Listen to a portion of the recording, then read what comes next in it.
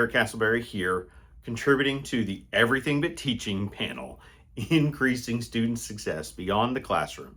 And I want to get at the heart of one of the core goals or objectives of this panel, exploring that line between advising, mentoring, but also shepherding students through not just classroom experiences, but really the transformative opportunity that higher ed affords us. And one of the tragedies that many of us will know that serve in these various roles is that this labor often goes unnoticed.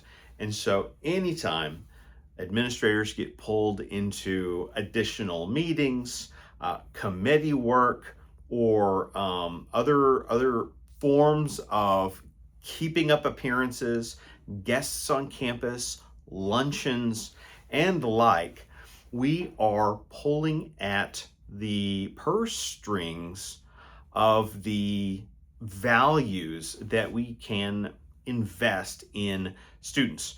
And so when I was rereading the rationale for this panel, and it mentions examples like office hour conversations or mediated messages, mentoring and advising, my thoughts race in a million directions when I consider how complex and overlapping our duties can be.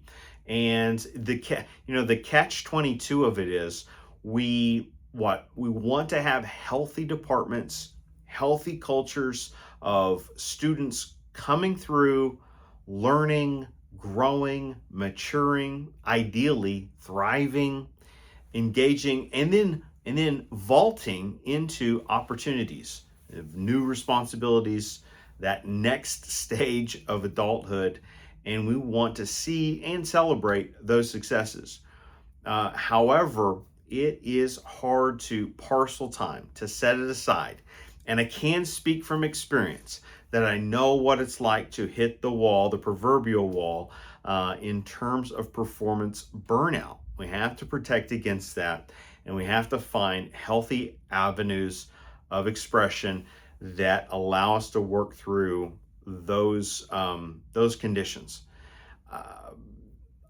I can say that if we don't protect outside off the clock time, and I know that sounds like a misnomer, speaking to faculty members, speaking to engaged members of higher ed, being able to unplug or disconnect, sometimes literally, but definitely digitally, or especially academically, from the conditions of our workplace environment, we can overinvest in others' great service to that learning community, while also diminishing perhaps our mental health, quite often our physical health, and maybe even our own familial health, right? So don't allow the workaholic instincts to overcome the outside investments you may have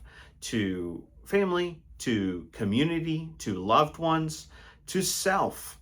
And so you do want to find time to put in for that. I'm going to pause here because I'm monitoring the minutes I share, and I'm going to pick up a separate thread where I talk about documenting work as I go. And if I don't get a chance to have that video shared, not a problem. But I encourage folks, you can check out my YouTube channel where I'll host each of the responses I put together for this panel and more, and invite you to explore the videos there. Thank you.